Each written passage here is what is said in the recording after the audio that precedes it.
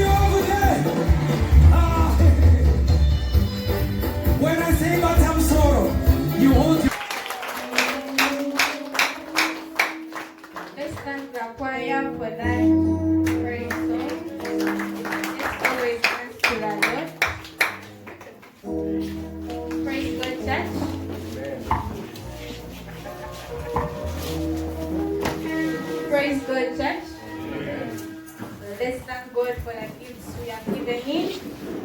Those who didn't have, let me pray to the Lord that next time, let Him give us and then we give in His house. So let's pray. Lord Father, thank you for these gifts that you have given us today, Lord Father. And I pray that to those who have not given in, Lord Father, but have not given in because they have and they don't want, but Lord Father, give them so next time they can give in. And to those who gave in unwillingly, Lord Father, give them a heart that next time they'll give in willingly with one heart. In Jesus' name I pray. Amen. Praise God, church. Amen. So let's welcome our pastor for the sermon.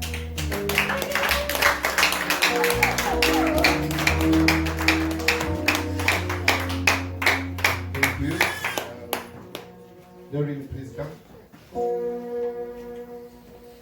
We are good.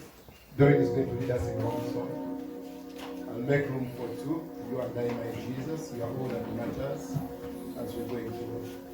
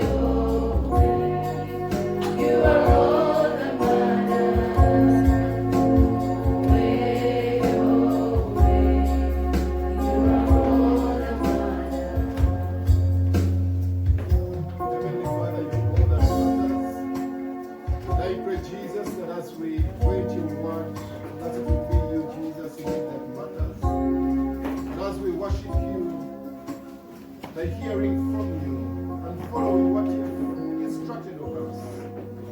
I pray that it will be all about you, not all about us. We thank you and we honor you. In Jesus' name we pray. Amen. My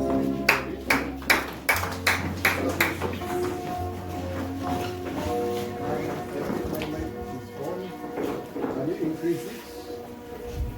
Can remove the other mics and just increase one so that I don't have to strain myself.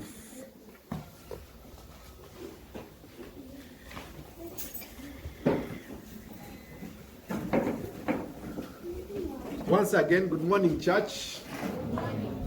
Is it still morning? Not yet afternoon.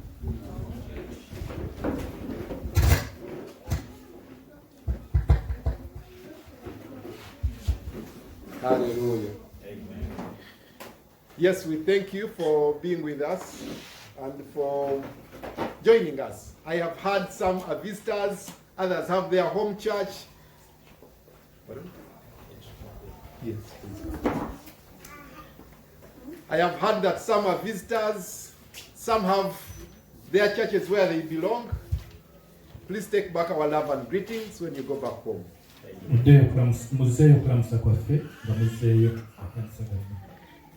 I particularly welcome those that are of this community. I am glad that you joined us today. And my prayer is that if you don't have a church where you belong,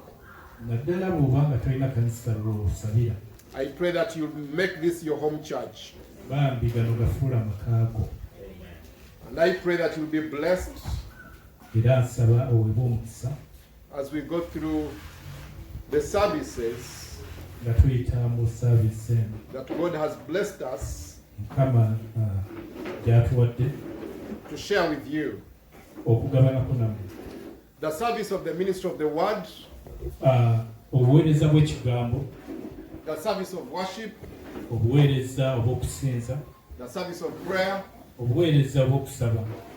that God enables us to do every time we come into His presence. The official time for starting service is 10 a.m. However, from 9 to 10, we have a time of prayer. So if you're interested in praying deeply, and you're longing for a moment when you can just be in the presence of God and pray, we still have that 1 hour where we just take time and just worship and praise our God. Hallelujah. Hallelujah. My prayer is that you will continue being part of that. God is good. Yes, and all the time.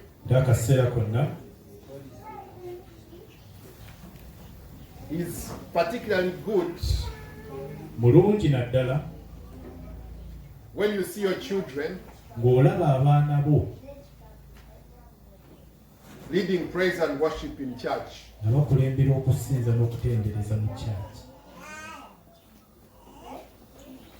So we thank God that He has allowed our children to be used of Him. Hallelujah. Hallelujah. We are having a youth conference from the 29th of November up to 4th of December. We will have 6 days where we will have the youth praising, worshiping, praying, giving thanks.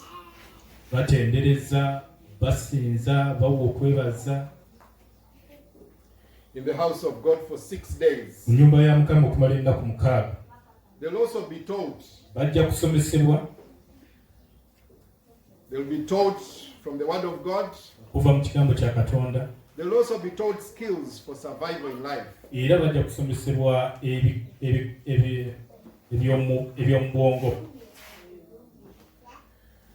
So that as we raise our children, Nti nga bakula they'll be able to survive bajja kusobola okubeerawo mu nsi. because the days are evil. Kubanga ennaku si nnungi.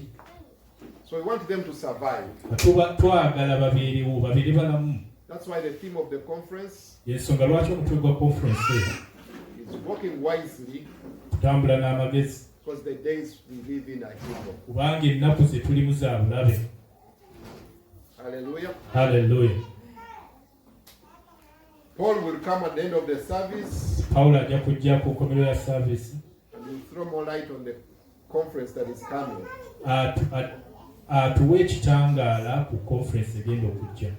Specifically, he will guide us Ajja tuluŋŋamya on how we can be involved mu ngeri gye tusobola okwetabamu as parents and guardians. ng'abazadde ababalabirira abaana. Ephesians chapter 6 Abefeso essula y'omukaaga is where we are going to be teaching from today. we tugenda okusomesa okuva leero. So if you have your Bibles with you, Bw'oba olina bayibuli yo wooli, let's read Ephesians chapter 6 and verse 1. tutandikira ku lunya olusooka.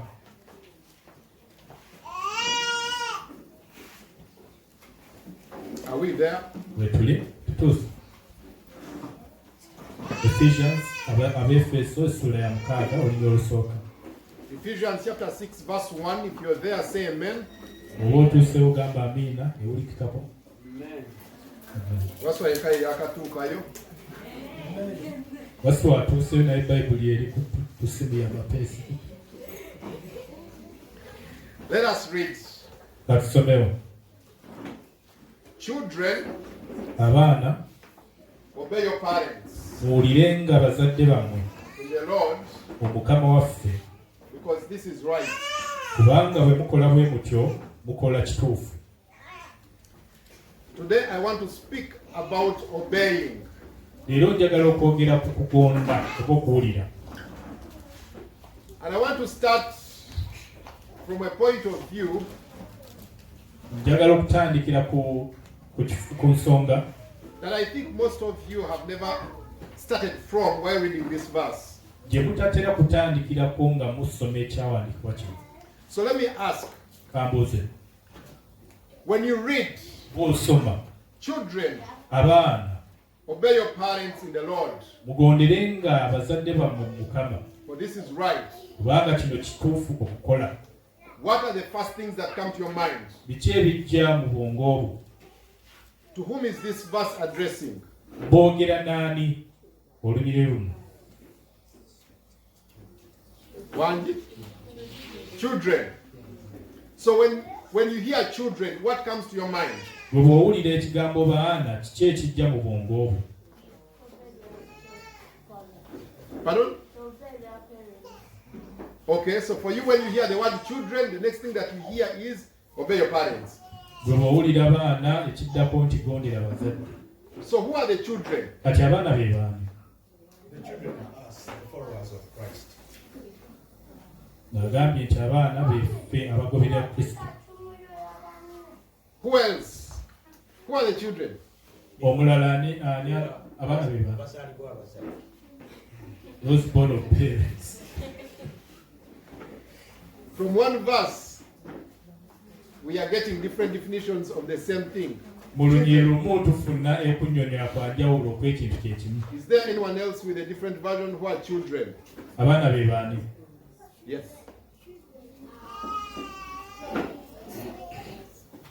Abaana be bayigiriza ba Yesu naye kyagamba. Yes, George. Abaana Okyusizza.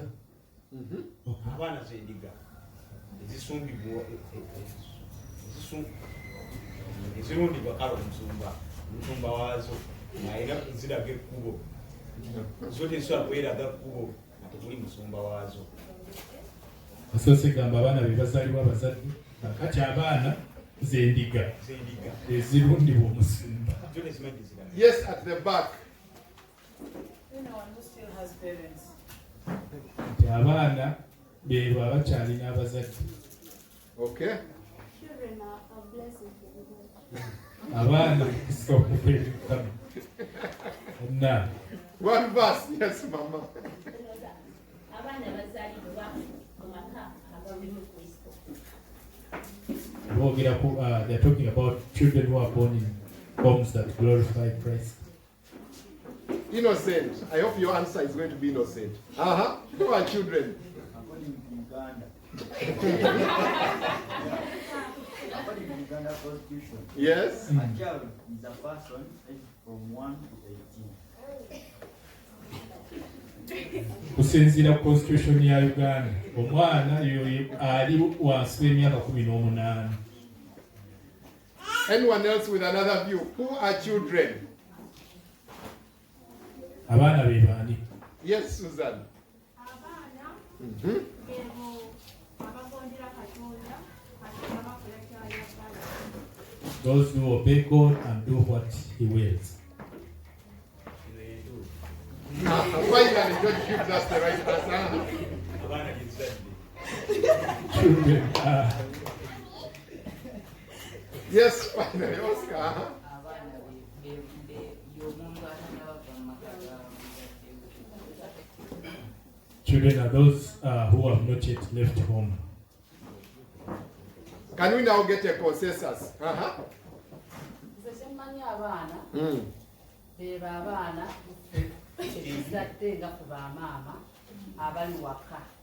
Kati ng'omwana bw'omutuma ekintu alina okugonda kuba abantu bagamba nti ennaku zo zeeyongera okuba eki ennyingi. Kitegeeza kugonyiza maama oba taata. Ennaku zo zisalibwako olwokubanga ffe tulinga Katonda. Nti kubanga baga nti akamwa kaffe katonzi bw'oyogera ku mwana we ekintu kiyinza okukola ki. Kati bw'onyiza maama ayinza okwogerera ekintu oba taata bati kati ennaku zo zibe nnyingi. Tegeeza nti omwana owawaka gwe gwolera maama abaana b'ensi yonna yonna Katonda be yali ayogerako ensi yonna nga mwana olina okugonda. We had, imagine you had a hand up also. Who are children? Children are for these human beings, this creation.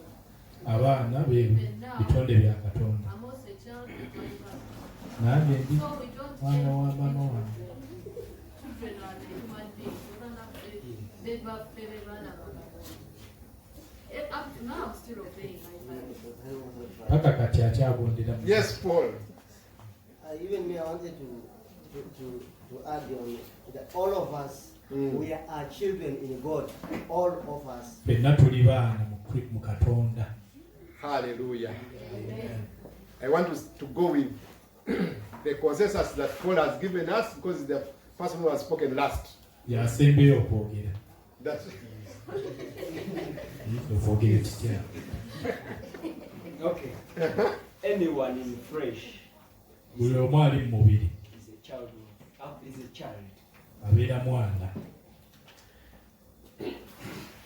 because of the small detail that is in that verse, Olw'akantu akatono akali mu vaasi eyo.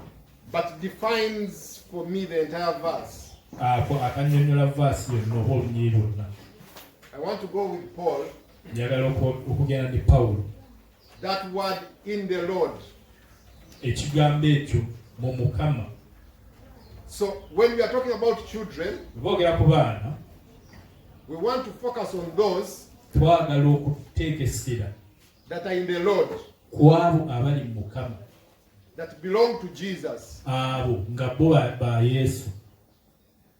So according to especially John, Naddala bwe tutunuulira Yokaana. if we go to John chapter 2 and verse 1, Yokaana, First John, not the gospel but the epistle. Yokaana ebbaluwa esookera ddala. Are we there? Essuula esooka. Can we read it? John chapter 2 verse 1. Essuula ey'okubiri olunya olusooka. Uh-huh.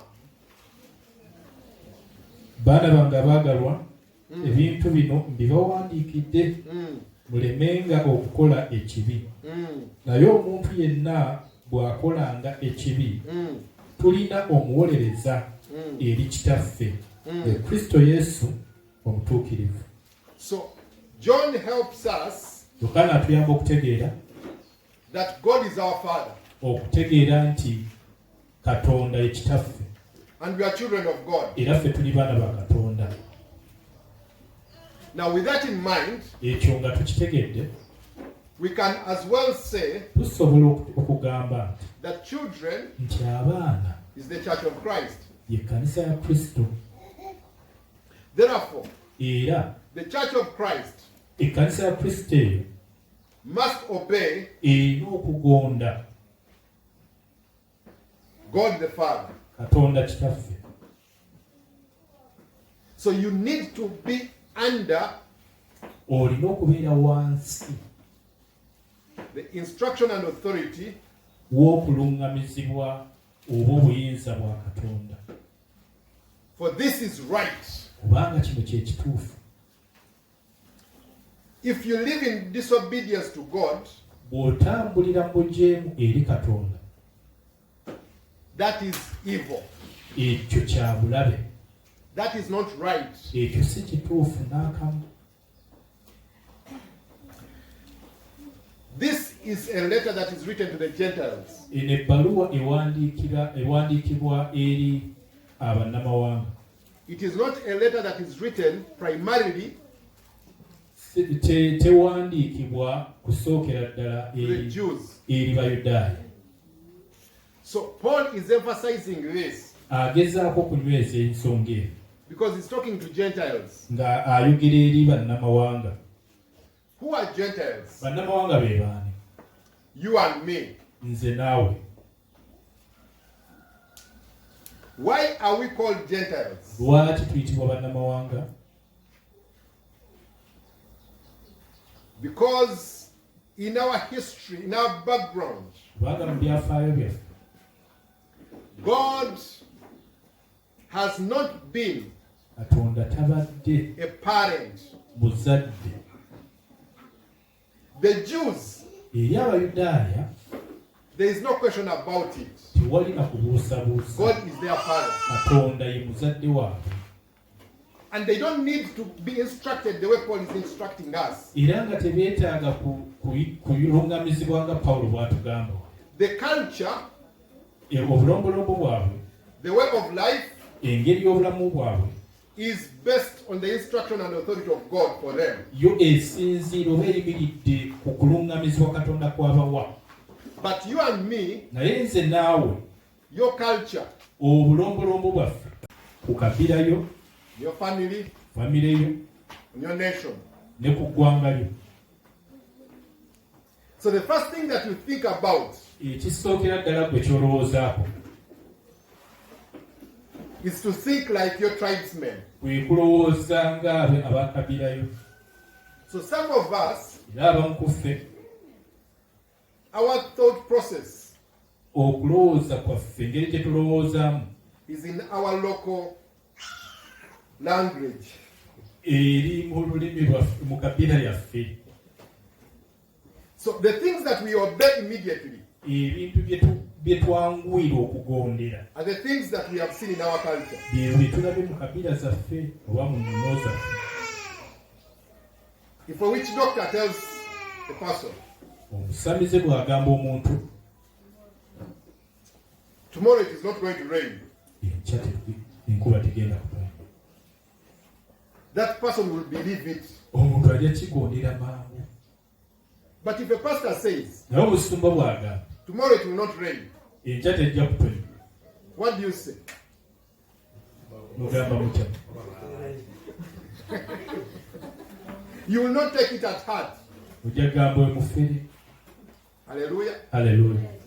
Because the way we view authority Engeri gye tutunuuliramu obuyinza is based on our culture. esinzidde ku bulombolombo bwaffe. So the church has one leg in their culture Kati ekkanisa erina okugulu kumu kuyimiridde mu bulombolombo, and in God. okulala kuyimiridde mu Katonda. That's why Paul is telling us, ensonga lwaki Pawulo atugamba remove the leg that is in your culture.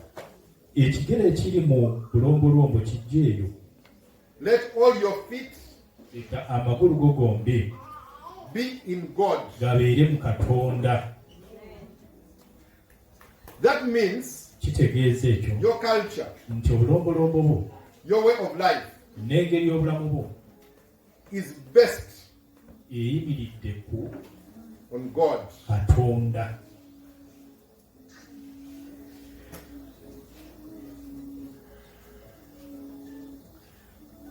Earthly parents Abazadde ab'oku nsi that are Gentiles, nga bannamawanga like you and me, nga gwe nange are confused baatabulwatabulwa dda on whom to obey. ani gwe balina okugondera.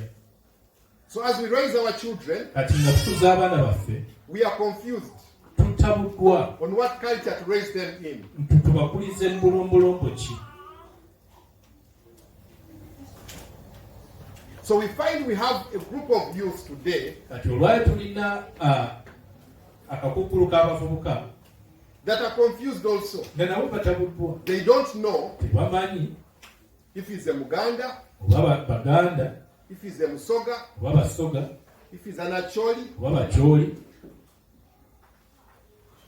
or a child of God. oba bo baana ba Katonda. So they don't know what comes first. Kati bamanyi kikikulembera kinnaakyo.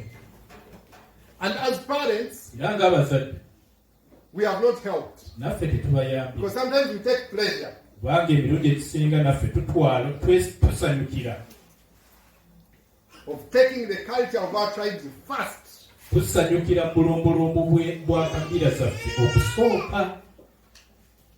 So you find the child doesn't know Kati osanga nti omwana tamanyi how to live. ngeri ki yakubeerawo. So as we are encouraging our youth to walk wisely, Nga tuyamba abavubuka baffe okutambula ng'abagezi, today I want to speak to the parents leero njagala okwogera n'abazadde to also walk wisely. nabo batambule ng'abagezi.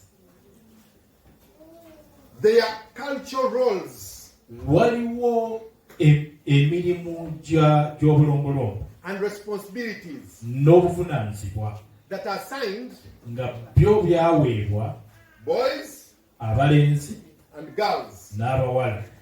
And as parents, Kati ng'abazadde unknowingly, nga tetumanyi na kumanya, we raise our children abaana baffe tubakuza with those stereotypes. n'engeri ezo. And every time you go back to your culture, Era bw'oddayo bulombolombo bwo, and the first thing that you tell your child, ky'osookera ddala ogamba abaana, for us as Basoga, ffe ng'Abasoga this is how we greet. bwe tuti bwe tubuuza. The child doesn't know, Omwana tamanyi as a child of God, ng'omwana wa Katonda how should I greet? n'alibuuzizza ntya. You tell the child, Omwana n'omugamba as an Acholi child, ng'Abakyoli this is how we eat. bwe tuti bwe tulya. But you've not trained this child Naye tonnamutendeka that as a follower of Jesus Christ, ti ng'omugoberezi wa Yesu Kristo this is how we eat. bw'oti bw'olina okulya. So they grow up confused. Kati bakula So when they batabuddwa. come to church to Pastor Dick, Bajja mu kanisa eri Pastor he Dick starts telling them how they should live. atandika okubagamba engeri gye balina okubeerawo. When they come back to you at Ne home, baddayo ewaka gy'oli you tell them differently. n'obagamba birala. Ya Pastor Dick byonna n'obikuba. So children don't know how they are going to be nurtured. Abaana tebamanyi ngeri ki gye bagenda kukuzibwamu. And that confusion Era okutabulatabulwa okwo has raised a generation kukuzizza omulembe that doesn't know what is going on. ogutamanyi kikigenda mu maaso.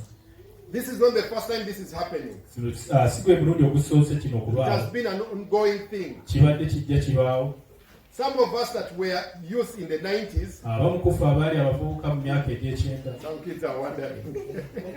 myaka egy'ekyenda tuli mu 2020 muli baki kati? We were called Twali tuyitibwa Generation X.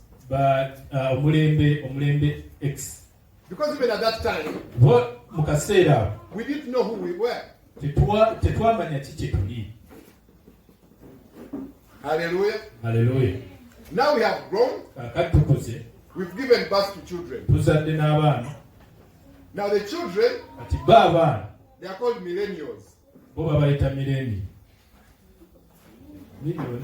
Millennial. They don't also know who they are. Nabo tebamanyi kye bali. However, Naye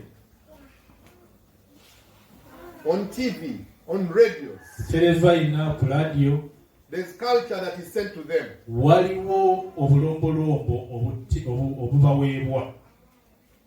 There is a way of life that is sent to them. Waliwo engeri y'obulamu esindikibwa gye bali. And as a child, they don't know. Era ng'abaana bo tebamanyi. Now, as a parent, Kati gwe ng'omuzadde you also don't know. nawe tomanyi. So, when they come home, Bwe bajja ewaka having left church, nga bavudde mu kanisa they've been leading praise and worship, nga badde bakulembera okutendereza n'okusinza, and they feel they're under the leadership of the Spirit of God. bawulira kati beetooloddwa mwoyo era bali wansi wa mwoyo, Now they reach home. batuuka ewaka. The first words that you tell them Ebigambo by'osookera ddala are obbagala culture. bya bulombolombo. Now they are confused. Ne batabulwa. As you're watching TV, Bw'olaba televayina, what you're watching by'olaba is a different culture altogether. byo bya njawulo.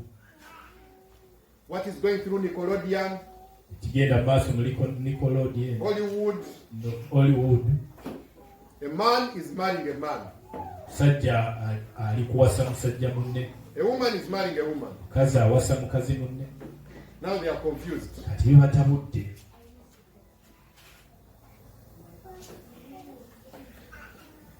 The reason why we are confused Lwaki tutabuddwa? Ensonga eri eno.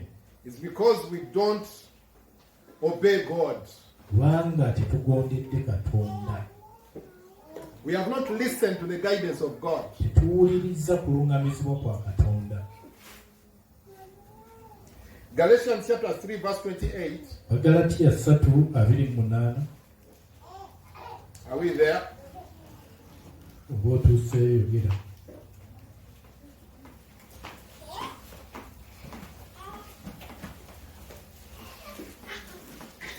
Galatians chapter 3 verse 28. Agamba bw'ati. Tewakyali kusosola wakati wa Muyudaaya na Muyonaani. There is now neither Jew nor Gentile. Wakati wa muddu na waddembe, wakati wa musajja na mukazi, kubanga mwenna muli mu Kristo Yesu. Because we are all one family in Jesus Christ. Kubanga kaakano tuli famire emu mu Kristo Yesu. There's no female, there's no male. Tewali mukazi, tewali musajja. There's no Jew, there's no Gentile. Tewali Muyonaani, tewali Muyudaaya. We should all obey one God. Ffenna tulina kugondera Katonda omu. Even here in FCC. Ne wano mu FCC. We have parents Tulina abazadde who are raising children nga bakuza abaana baabwe, but obeying different. naye ng'ennono ze bagoberera za ndala. So the mother is following a different set of rules. Maama alina ennono The z'agoberera, father is following a different set of rules. taata naye alina ezize z'agoberera. Within church itself, Mu kkanisa mwennyini munda we are confused. tutabuddwa.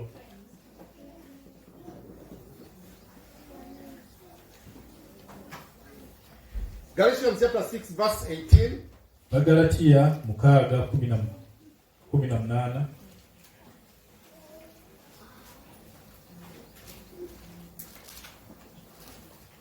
Can we read it? Agamba bw'ati. Abooluganda, ekisa kya Mukama waffe Yesu Kristo kibeerenga nammwe n'omwoyo gwammwe. Amiina. Galatians chapter 6 and verse 16. Did I say 16? 16, sorry. N'abo bonna abatambuliranga mu tteeka eryo, emirembe gibeerenga ku bo, ne n'okusaasirwa ne ku Isirayiri ya Katonda.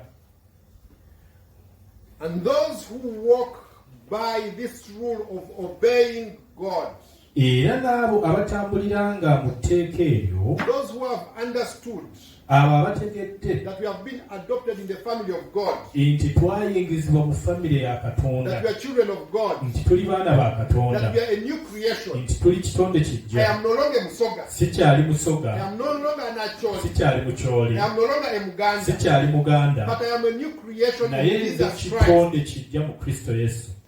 Those that walk by this rule, Kati abo batambulira mu tteeka eryo, they are the Israel of God. beebo Isirayiri ya Katonda. Taking Israel as an example, Nga tutwala Isirayiri ng'ekyokulabirako, how did they raise their children? baakuzanga batya abaana baabwe? Deuteronomy Ekyamateeka chapter 6, essuula ya 6 from verse 4. okuva ku nnyo olwokuna. Every day, Buli lunaku a Jewish home, mu maka g'Abayudaaya they repeat these words to their children. ebigambo bino baabireeteranga okuwulirwa mu matu g'abaana baabwe, Up to today, they still do it. n'olwaleero bakyakikola. This is how they raise their children. Yeeno engeri gye baakuzangamu abaana This is baabwe. whom they tell. This is what they tell them their God is. Bino bye baagambanga abaana baabwe Katonda waabwe kyali. Let's read. Tusome. Wulira ayi Isirayiri, Mukama Katonda waffe ali omu. So the first thing that when a child wakes up, Ng'omwana yakaza okukka ku makya, instead of saying good morning, mommy, good morning, daddy, Katonda mugamba wasuza otya mami, wasuza otya taata. remind your child Abaana bajjukize that the Lord our God is one. Katonda waffe Mukama ali omu. Let them hear it every day. Leka bakiwulire buli olukya. The next verse says, you shall love the Lord your God with all of your heart, with all of your soul, with all of your might. Oluddako lugamba nti n'omutima gwo gwonna n'amaanyi go gonna n'omwoyo gwo gwonna onooyagalanga Katonda wo. These words are spoken to the children every day. Bino ebigambo nga byogerwa eri abaana buli lunaku. As the parent says these words to the children, Omuzadde ng'ayogera ebigambo bino eri abaana, he also says them to himself. era abyogera naye gy'ali ye. This is how they have managed Yeno engeri gye basobodde to have a heritage okubeera n'obusika of a people obw'abantu whose God Katonda waabwe is God. nga ye Katonda. In Jesus Christ, Kristo Yesu, Paul reminds us Pawulo atukuutira that we are the Israel of God. nti ffe Isirayiri ya Katonda, And as children of God, era ng'abaana ba Katonda, every morning, buli obujja every day, entakera you need to remind them olina okubajjukiza who the Lord your God is ani Katonda waabwe and how he should be worshipped. era asinzibwa atya. Hallelujah. Haleluya. Verse 7 is where they get this from. Olunyiriri olw'omusanvu we bafuna kino. Let's read it. Katusome.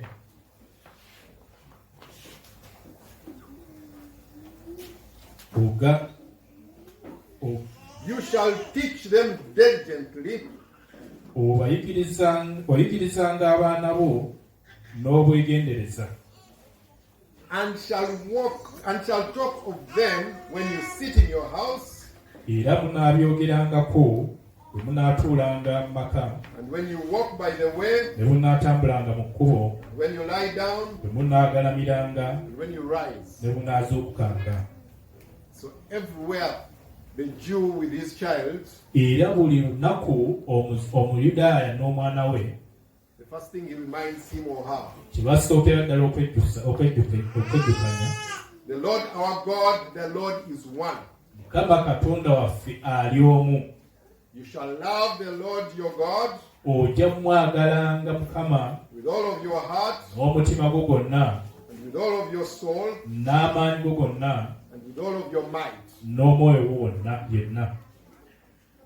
When a child grows up knowing this Kati omwana bw'akula ng'amanyi bino, and seeing it in you, ng'ate abiraba mu ggwe, that indeed you love the Lord your God butuufu Katonda omwagala with all of your heart, with all of your soul, and with all of your might, n'omutima gwo gwonna n'emmeeme yo yonna n'amaanyi go gonna, they will reflect the glory of God bajjanga kumulisa ekitiibwa kya Katonda everywhere they go. yonna gye bagenda.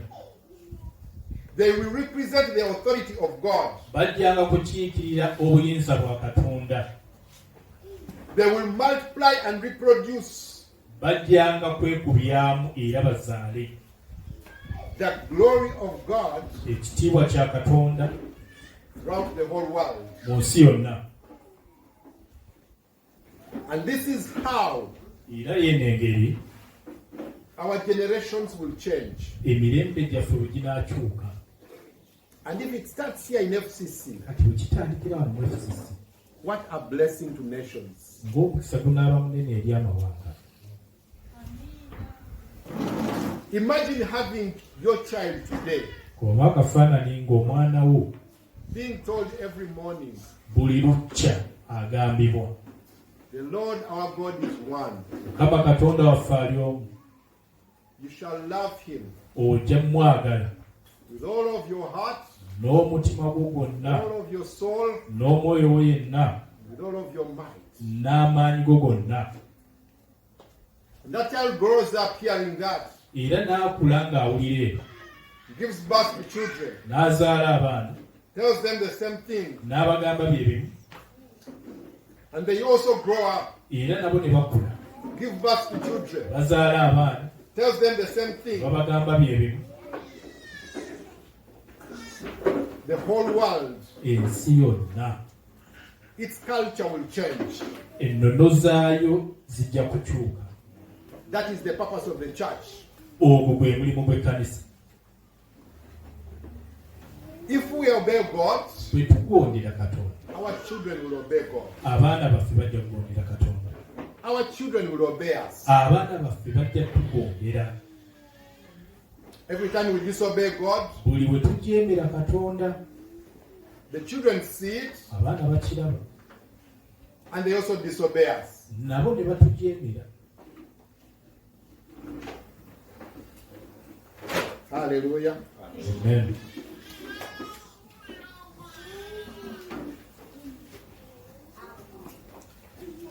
My prayer is Okusaba kwange kuli nti that from today's service, okuva mu saavisi, the parents that are here abazadde abali wano will end the confusion of culture.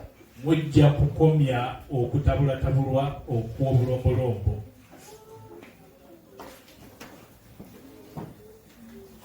Because the child grows up knowing Kubanga omwana akula amanyi neddira nti era mu kika kyaffe tukola bwe tuti tweddira era tusamira bwe tuti. bwati, yes, tweddira mu luzungu tekiriimu. And then when you come to church, Bw'ojja mu kanisa lifting up holy mikono emitukufu hands, and the children n'ogiwanika, are seeing, baana bo bakulaba. and they said, no, Apaana, you are confused. oli mu tabufuwa mutwe. Romans chapter 1, Abaluumi essula esooka verse 28. olunyiriri This is the olwabiri. danger Kano ke kabenje if we remain in this confusion. singa tusigala mu kutabulatabulwa okwo. Let's read from verse 28 to 30. Abaluumi essula esooka kuva ku 28 paka ku 3. Are we there? Wetuli bwe baagaana okumanya Yes. Katonda kyeyava abaleka n'abeera n'omutima omwonoonefu, ne babeera n'omutima omwonoonefu ne bakola ebitasaana, bajjuzibwa obutali butuukirivu bwonna n'ebibi n'omululu n'obukyayi n'obujja n'obussi n'entalo n'obulimba n'enkwe n'okwogera ebitasaana, nga basala ku bannaabwe ebigambo era nga bageya nga bakyawa Katonda nga bavuma bannaabwe nga bajjudde amalala n'okwekulumbaza nga bagunjaawo enkola y'ebikyamu era nga bajeemera bakadde baabwe. Inventors of evil. Bagunjao, they invent evil. Can you imagine? Entatera bagunjaawo obulabe oba obubi. And as you confuse yourself in culture, ati gy'okoma okwetabulatabula mu bulombolombo, when your way of life ekika ky'obulamu bwo is that of a slander, nga kyoyo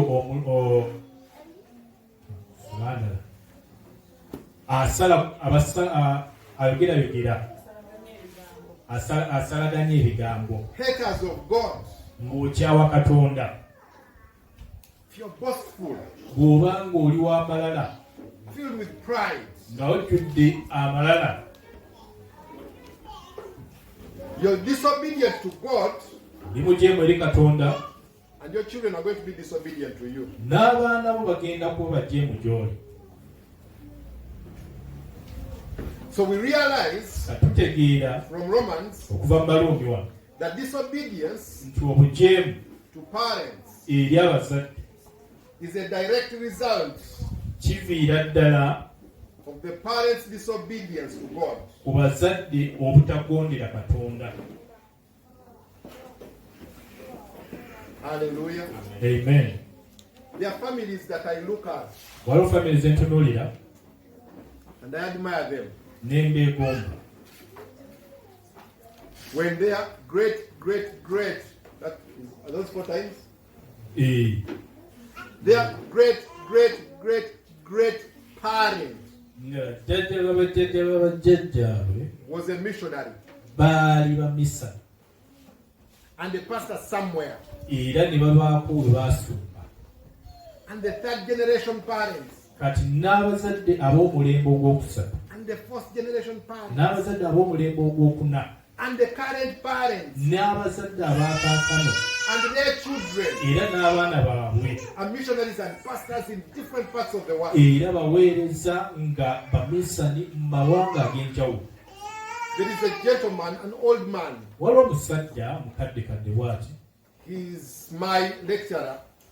omu ku basomesa bange, He drew his family tree yakuba omuti gwa famire ye, and I was blessed.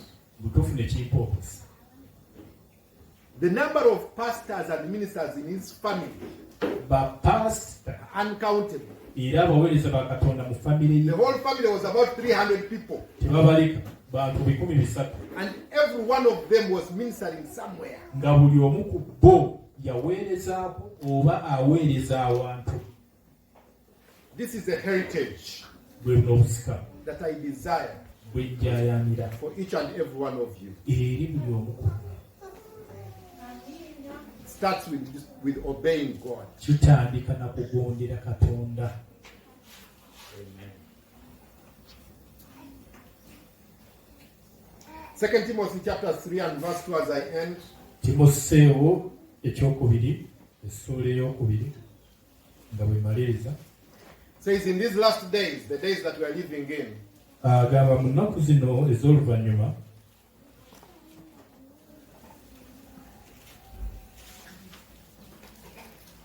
that people will be of a certain character, which he describes. Please read for us. ky'abantu banaabeera ab'engeri z'ayogerako wano. Verse 2. Kuva ku nnyo olwokubiri. Ebyo biwa 2 Timothy chapter 3, ssuula ya kusatu verse 2. okuva ku nnyo olwokubiri. They are lovers of themselves, abantu abatalina abaliba nga beefaako bokka, lovers of money, nga baagala ssente, proud, bamalala, arrogant, nga boogera nga bwe baagala, abusive. bavuma. Have you met such people? Wali obasanzeeko? Sometimes, unfortunately or fortunately, Ebyembi oba mu bulungi they are driving big cars. bavuga emmotoka ennene, Tinted cars. nga endabirwamu za ttiimu. They always have a stick in their car. Batera n'okuba n'ekibooko mu mmotoka zaabwe. Very arrogant fellow. Nga bo tebeefiirayo. Woe unto a nation Woowe eri ensi whose leaders are like that. ng'abakulembeze baabwe bali bwe batyo. Means the whole nation Kitegeeza nti ensi yonna is going to be caught egenda kukwatibwa in arrogance, pride, mu malala, confusion. mu kutabulwatabulwa. That's why we need to pray for this nation. Y'ensonga lwaki tulina okusabira ensi. I see other nations Ndaba amawanga amalala where a leader passes ng'omukulembeze avaawo you by, like oba ayitawo bw'ati. Twitter, and you will not even know that they will actually tell you that is the president of France. I'm like, hey. Bakugamba nti oyo ye mukulembeze wa France oyo gwola byawo. In Africa, Ng'abadde ku kikomando naye mu Afirika if a president is coming here, pulezidenti bw'aba ajja wano ku FCC a month before he comes, ng'omwezi tegunnatuuka red top liita okuba babeetalaatala. so young people walk wisely. Kati abavubuka mutambule Don't n'amagezi, be like us temubeera nga ffe of the generation X, fe ab'omulembe kya arrogant, bwe tutyo twogera nga bwe twagala, tuvuma, proud. tuli b'amalala. Walk wisely. Mutambule Because n'amagezi you've been born in a time that is so evil. kubanga muzaaliddwa mu mulembe Unfortunately, a time that we omukyamu, have polluted. omulembe ffe gwe tweddugaliza.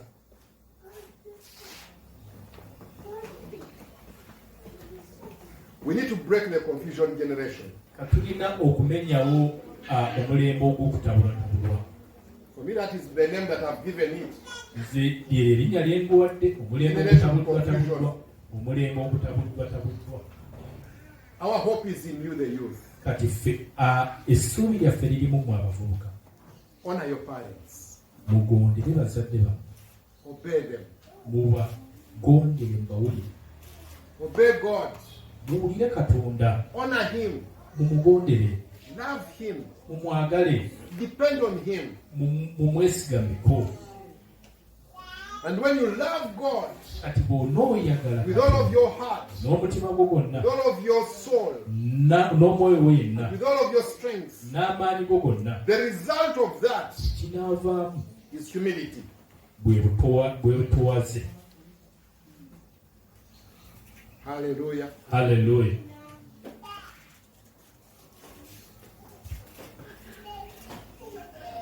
My desire is that I'll see the young people here, Yayina kwange okulaba abavubuka abali wano that you will have families, nga mulina family, the girls abawala married, nga mufumbiddwa, men abalenzi that fear God, nga mufumbiddwa abantu abatya Katonda, that love God abaagala Katonda with all of their hearts, n'emitima gyabwe gyonna, that you raise children ti mulyoke mukuza abaana that will love God. abanaayagala Katonda. Because you love God already now, Kubanga Katonda mumwagala, you're going to be young girls, mujja kuba baana bato abawala, you're going to be married women mugenda kufuuka abakyala abafumbo, who are humble, muli bakkakkamu, who are submissive to your husbands. nga mugondedde baba bammwe, Not like generation confusion, naye nga temulinga omulembe guli obutabuliratabulira, where in a home you don't know who is the man, who is the woman. nga mu maka totegeera ani taata ani maama. The woman says, I also work, you also work. Omukyala agamba nze nkola naawe okola. If you can't put up with me, Bw'oba tosobola kungumiikiriza, get out of the house. ifulu I can pay for the house. nange nsobola I okukisasula have money to rent this house. nina ssente ezisasula ennyumba eno. It is even worse Ate kibi nnyo if the woman ng'omukyala is the one who met the landlord or the landlady eyasinkana landlord and paid the first 3 months. n'awaayo emyezi egyasooka. You are doomed. Zikusanze. This is the reality that is going on today. Gano ge mazima amatuufu agagenda mu maaso leero. Generation confusion. Omulembe okutabuddwatabuddwa. But a family, a home, young people, your homes, Abaana amaka gammwe may they be homes leka gabeere amaka that are ruled, nga gafugibwa by a husband omwami who is led, oyo akulembeddwa who is under the authority ali wansi w'obuyinza of Jesus Christ. bwa Yesu Kristo. And may you be the ones Era mwe abakyala who submit abakkakkana to the authority eri obuyinza of your husband, obw'omwami wammwe, that you would raise kids mulyoke mukuza abaana who will admire to be like you. abanaayaayana okubeera nga mmwe. But then you ask girls, Naye leero osanga abawala would you want to get married to a man like your dad? owandyagadde okufumbirwa And omusajja the alina other is taatawo. Musumba, if that is the prayer that you're praying for me. Oba gy'osabira sumbula bitatondjagaliza. Aka galina okubeera ekifo eky'okuyigiramu. Where children see Abaana we bayigira, we the beetegereza, love of God ne balaba okwagala kwa within the Katonda parents mu bazadde and baabwe, desire to follow the same God. era ne bayaayaana okugobera Katonda y'omwoyo. Today we only talk about the love of God. Leero twogera ku kwagala kwa Katonda We preach about it, era tukwogerako tukubuulirako, but we are empty inside. naye munda mu mitima tuli bakalu. And the children can see the emptiness in us. Era abaana obukalu babulaba. And that's why Ensonga lwaki we have a generation tulina omulembe that doesn't know ogutamanyi how a Christian should look like and behave. omukristaayo yeeyisa atya. But they come from Christian homes, naye nga bava mu maka g'abakristaayo, pastors' homes. maka g'abasumba. But the children don't know Naye abaana tebamanyi how Christians live. abakristaayo balina kuba batya. Where is the disconnect? Okwawukana kuvaawa. Home should be a place of discipleship. Amaka galina kubeera maka ga kuyigiriza. Place where children understand God Abaana we batandikira okutegeera Katonda from y'ani the things they observe. okuva mu bintu bye balaba ebya bulijjo. If all they see Bwe baba nga buli kye balaba is the devil incarnate, ye Setaani ayambadde omubiri, but every time you tell them, I am a Christian, naye nga gwe obagamba ndi mukristaayo, ffe tuli balokolefwa, they will hear you, bajja kuwuliriza but they will not want to behave like you, a Christian. naye tebajja kwagala kweyisa nga gwe omukristaayo. 1 Timothy chapter 4 verse 12. Timoseewo ekisooka essula ya 4. This is why my hope is in you, the youth. Y'ensonga lwaki essuubi lyange lirimu mu abavubuka 12 olunyiriri. Yes, please read for us. Waleme kubaawo muntu n'omu akunyooma olw'obuvubuka bwo, naye mu kwogera ne mu bikolwa ne mu kwagala ne mu kukkiriza ne mu bulongoofu beeranga kyakulabirako eri abakkiriza. So our children, Abaana baffe you are going to be our example. mugenda kubeera kyakulabirako gye tuli. Remember, we are generation confusion. Jjukira tuli mulembe mutabangufu, Born out of generation X. nga twazaalibwa omulembe ogutemanyi. Our hope is in you, Essuubi lyaffe liri mu mmwe, that you'll be the ones to teach us. mubeere abasomesa gye tuli. And my prayer to the parents, Era okusaba kwange eri abazadde that you listen to the children, nti muwulirize abaana, that you will copy mubakoppe their faith, okukkiriza kwabwe, their sincerity, obumalirivu their bwabwe, purity. obulongoofu bwabwe. The way they love one another. engeri gye beeyagalamu. We have a lot to learn from our children. Tulina bingi ebyokuyiga okuva mu baana baffe.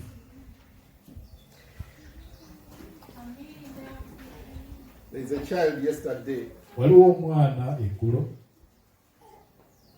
When you ask them, wababuuzizza nti Tata wali atya?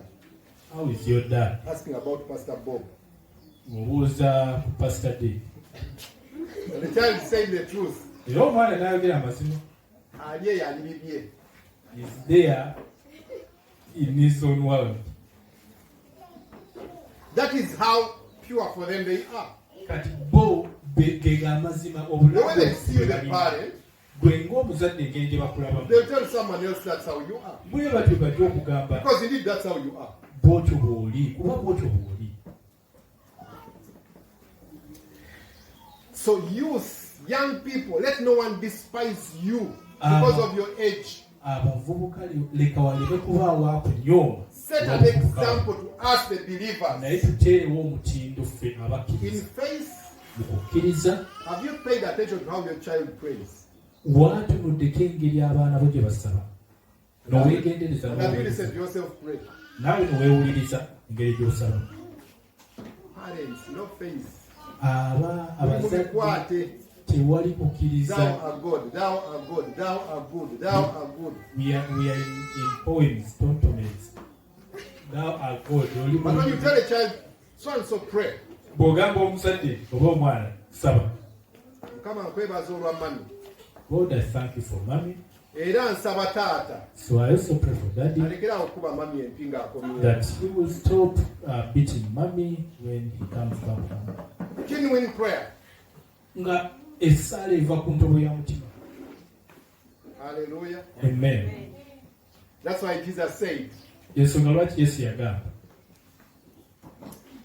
leave the young ones to come to me.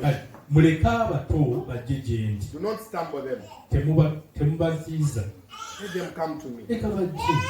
For the kingdom of God Kubanga obwakabaka bwa Katonda belongs to such as these. abafaanana bwe batyo. In the faith. Kukkiriza. If you don't have faith like these children, Oba tolina kukkiriza nga baana bano. whatever your prayers, Byonna by'osaba they've just been noise. bidde bikuba matu ga Katonda. So children set an example in speech, Kati abaana muteekeewo ekyokulabirako mu ngeri gye mwogera. parents, listen to how your children speak. Abaana abazadde muwulirize abaana engeri gye boogera. Sometimes you'll be so mad at your husband. Oluusi ojja kubanga zivuddeko eri omwami. You don't even want to give him juice. Toyagala namuwa juice. But then you will see Naye n'olaba your daughter ng'akawala ako making juice and giving daddy. amukolera juice kubanga bulijjo amunywa amuwa nga kawa daddy. Shouldn't that teach you something? Ekyo tekikuyigiriza kintu kyonna. Leka abaana Set an example. bateekewo ekyokulabirako Conduct mu nneeyisa and in love. ne mu kwagala. Hallelujah. Haleluya. Young people, God's plan rests on you. Abavubuka enteekateeka ya Katonda eri ku bibegabega bye. Don't let him down. Temuyiwaayo. Hallelujah. Amen. Let's stand up Tuyimirire ku magulu gaffe as we end today's service. nga tukomekereza service y'olwaleero. Paul, please come. Pawulo jangu.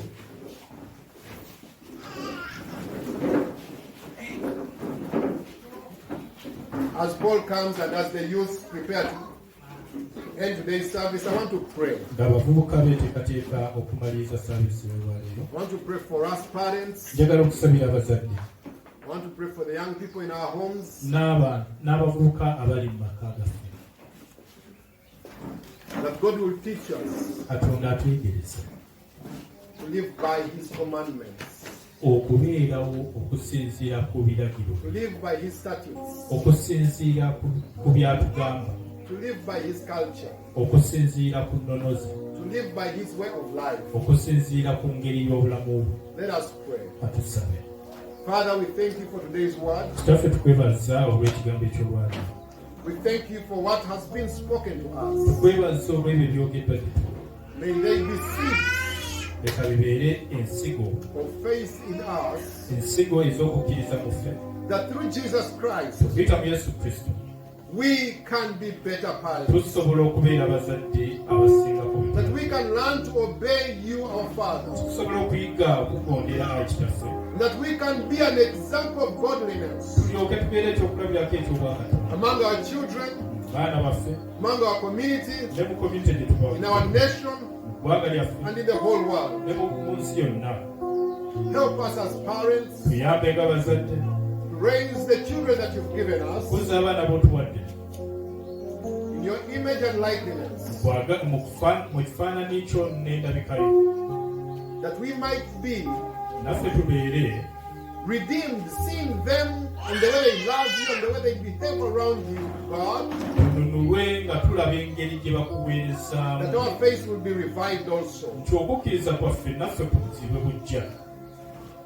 We thank you for today's service. tukwebaza olwa saabisi olwaleero The Holy Spirit, I pray, era mwoyo mutukuvu tukusaba may you teach this your people. abantu bebayigirize The word that has been spoken, ekigambo ekyogeddwa that it will bear fruit. kibale ebibala That we will be a generation tubeere omulembe that will raise the flag of holiness omulembe ogubwa bendera ey'obutuukirivu in this nation. mu ggwanga lino In Jesus' name we pray. mu linnya erya yesu kristo